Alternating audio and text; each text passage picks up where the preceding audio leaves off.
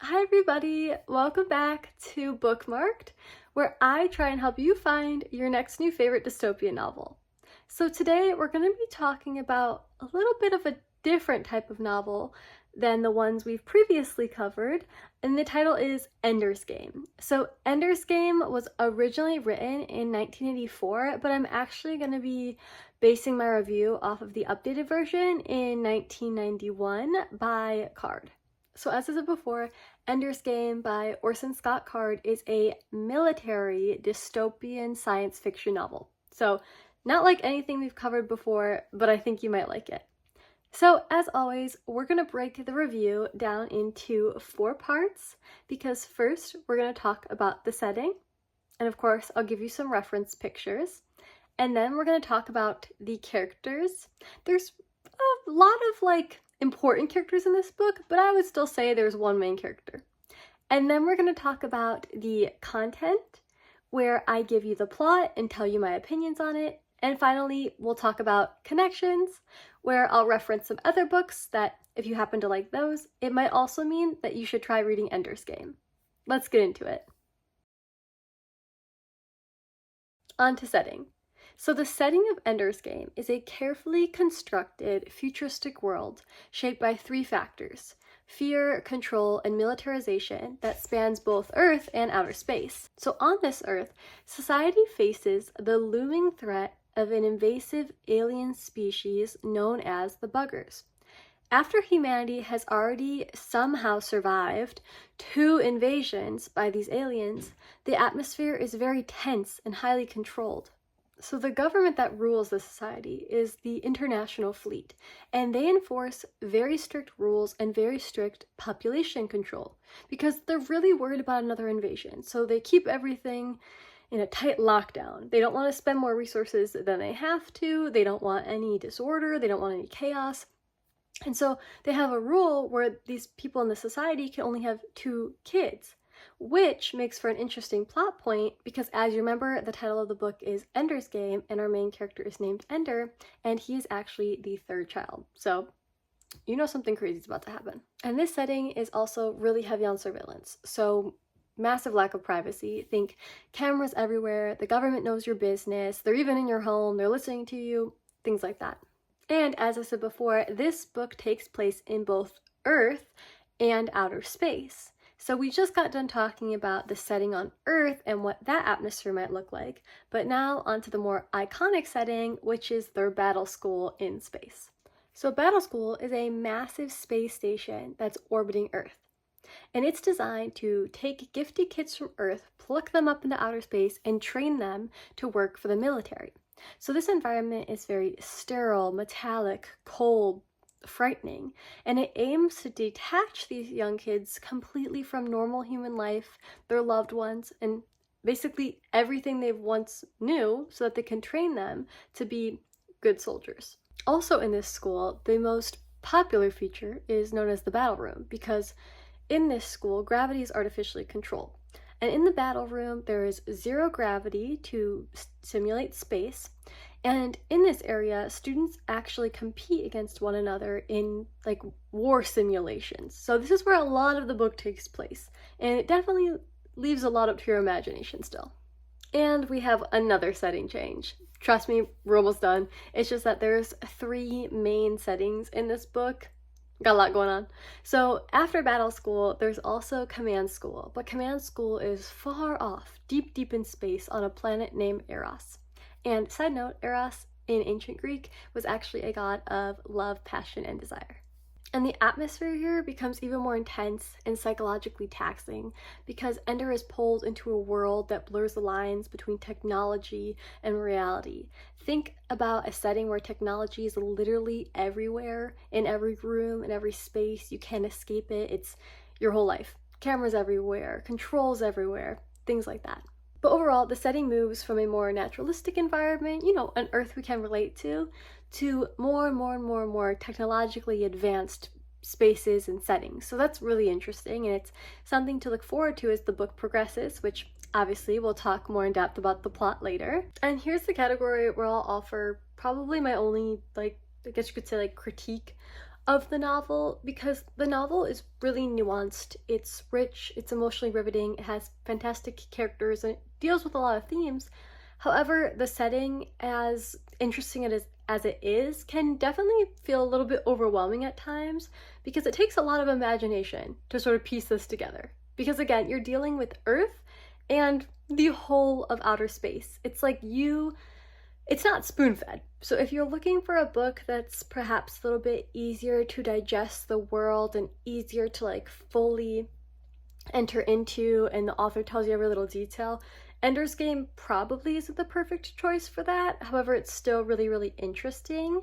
It just gets a little bit more difficult as the book goes on to sort of like keep up in your head with all these new technological advancements. It's like, wow, I really don't know what that would look like, but let me try and picture it. And so that might be fun for some people. Like for me, I enjoyed some aspects of it, but it definitely, again, could get a little bit overwhelming. Here's a screenshot from the Ender's Game movie to help you visualize the setting. And here's a fan art drawing. Okay, on to the characters. So we're going to be talking about the one main character, Ender. Obviously, his name is the title of the book. So Ender is a deeply complex character who is basically motivated and led along by this tension between empathy and I guess you could say like action. Because the heart of the book is basically the idea of following your head or following your heart, because they're both very powerful. So which one do you choose, and how do you know when it's the right moment to choose? So Ender is introduced at a very young age, which is something we actually don't see with a lot of novels, because Ender is only 6 years old. However, he has incredible intelligence and deep emotional awareness. And this sets him apart from other kids because not only is he intelligent, but he's able to understand the people around him on a very deep level. He's able to understand and uncover their fears, weaknesses, motivations. And he does it with remarkable precision. So this makes him feel a little bit isolated from the other children. And one of Ender's most defining traits is his empathy. Because even at a very young age, he understands how to handle conflicts and how to get to the resolution of them precisely, directly, and efficiently, right?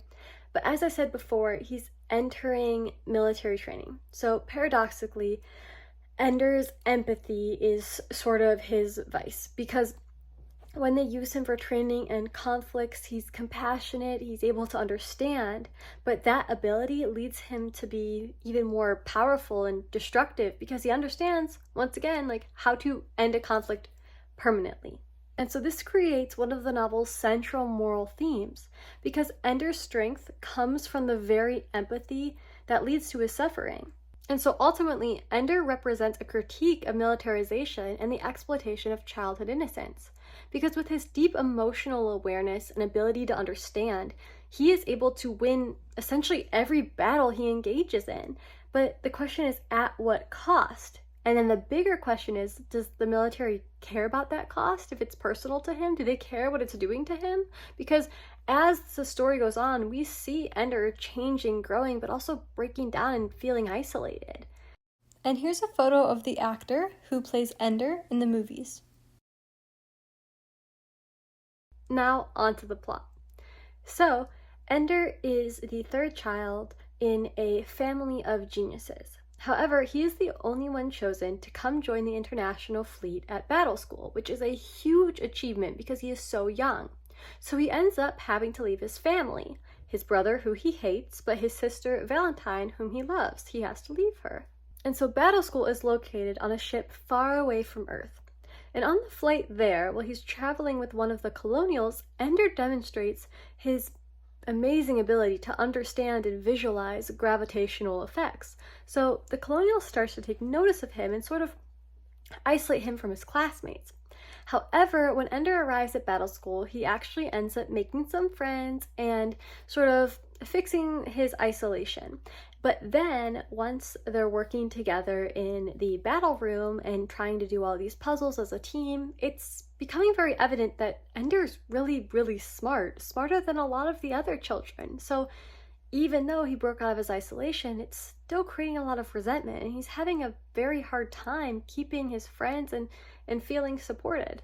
And then from there, Ender ends up getting farther in one of the computer games called the Mind Game than anyone ever has before. So this is going to create some conflict. And due to this, Ender starts to get moved up in the ranks, in the certain platoons he's in, things like that. So the book basically takes a 3-year time jump from 6 to 9 as we see Ender develop very quickly. And when he's 9 years old, he's hosting these practice sessions where many people come to watch him practice in these sort of war simulation, military simulation games. However, even though he's gotten super intelligent and created super impressive simulations, he still feels a little bit isolated, which has caused his depression because he's sort of still stuck in this one mind game that he's trying to pass, but he just can't do it because he just is starting to feel really unmotivated. However, the colonial at Battle School reaches out to his sister Valentine and has her write a letter that pulls Ender out of his depression and grounds him. And this is when Ender is moved up to command school, which now he has a whole fleet of people to command. So it's a big jump, there's a lot going on, but it's really, really cool because now Ender has sort of entered into increasingly difficult and conflicting war simulations with these buggers, right? And the buggers from the beginning are the alien species that's attacking Earth. So you basically get to go along the ride with Ender as he's learning about these species, learning how to fight them, and conducting these sort of simulations. So it is a very action-packed book, and under this are tons of themes and nuances, and it is so rich. Like, you will probably read it in like 2 days. It is so good. And then at the end, of course, there's a big plot twist, but I won't tell you what it is because it would spoil the rest of the book. But I really hope you enjoyed the summary of the plot and then it convinces you to read it. And overall, I would rate this book a 7.5 out of 10. Okay, the last part, connections. So here are 3 books that if you've enjoyed these, it might mean that you should check out Ender's Game. The first one is Legend by Mary Lou, and so if you're into books about childhood prodigies, people with special talents, definitely check out Ender's Game. The second one is Maze Runner, and if you're interested into books about the government intervening, people being secretly tested on, check out Ender's Game. And finally, Scythe by Neil Shusterman. So if you're interested in a world that is super technologically advanced and you love the futuristic aspect of dystopian novels, you should definitely read Ender's Game. But thank you all so much for watching this episode of Bookmarked, and I will see you in the next one.